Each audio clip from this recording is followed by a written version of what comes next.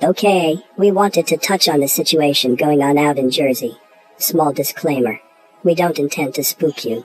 Many people are captured by the idea of gang wars, feeling like this stuff is happening every day.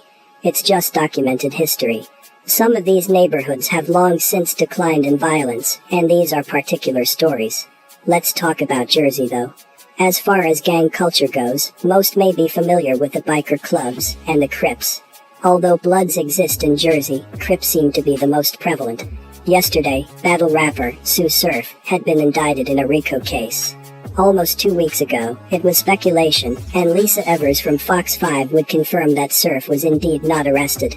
In between that time and his actual apprehension, people who are in tune with Surf was waiting for him to comment on the situation. Without going too far into detail, he would basically let the people know that things are real.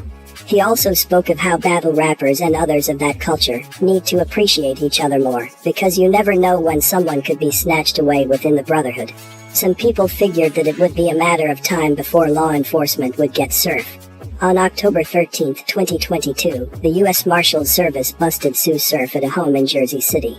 He was at the home with a woman. They tried to go out the back door, but then when they went outside, they saw that there was a lot of law enforcement. He and the woman went back into the house and refused to come out for about an hour. Authorities called in crisis negotiators, who then talked with Surf until he peacefully surrendered. TSU Surf was taken to the Essex County Jail. The feds have a contract with the county to keep federal detainees there. He is expected to go before a judge in federal court in Newark sometime today. We may or may not get more info. As for Surf, he is one of the most electrifying battle rappers today. Slick staccato raps, which depict his harsh realities, just hit different when he is in the ring. This can be attributed to the fact that he is more believable than much of his counterparts. If you've been watching battle rap for a while, you would have watched his come up and seen him face off against some of the top battlers in the world today, mostly taking place in the URL Ultimate Rap League. Surf and others helped catapult the Battle Rap League in its second stage, after the times of Murder Mook, J Mills, Lux and T-Rex. Being that Smack and the team was just starting to monetize battle rap, most of the contestants were not getting paid much money. This meant that while Surf would face top competition in the ring, he would also face adversity in the streets.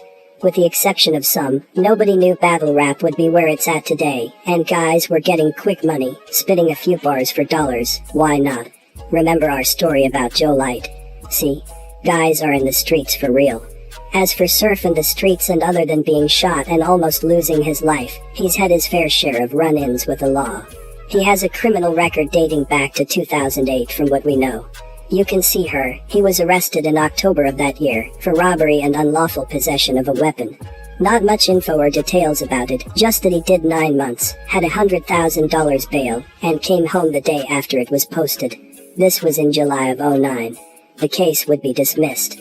In late May of 2010, there would be another gun charge. Here you can see he did a month and a couple days on that. Not sure if these cases were related and it was in fact the same gun charge. Whatever about that though. In 2012, he was stopped in a car with another man, and they allegedly had a significant amount of crack on them. Approximately 51 bags. It's no secret that Surf is a member of the Rolling 60s neighborhood Crips. On stage is one thing, it's the character, but when Surf is talking to the community, he often talks of how gangs are not cool and not to be glorified. Everything is a catch-22 though, don't let that fly over your head. Besides being electrifying on stage, we have watched him go from rags to riches. No longer the young Surf who was boastful, confident and young, but now a man, who's sometimes passively flamboyant, and while retaining his traits, he became a spokesperson on pushing the culture to new levels. On July 25, 2018, Surf almost lost his life in what was initially perceived as a gang-related robbery. The shooting took place on the 400 block of Lyons Avenue in Newark, New Jersey. As Surf was at the light talking to his moms on the phone, a gunman hopped out the passenger's side of a vehicle and fired multiple shots through his driver's side window. He caught 2 bullets in the rib, 2 in the torso, 1 in the arm. The gunman would flee, and Surf would get out and start running through traffic. He would attempt to stop other vehicles. While some swerved and avoided him, he managed to force his way into one guy's car, who he would direct to the hospital. When they arrived, Surf ran up to the door of the hospital, where he was then treated. Almost a week later, it was announced he had woken up from surgery and was recovering.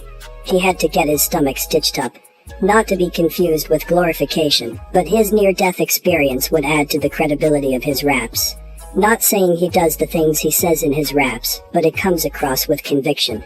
As we stated earlier, Jersey is no stranger to the Crips.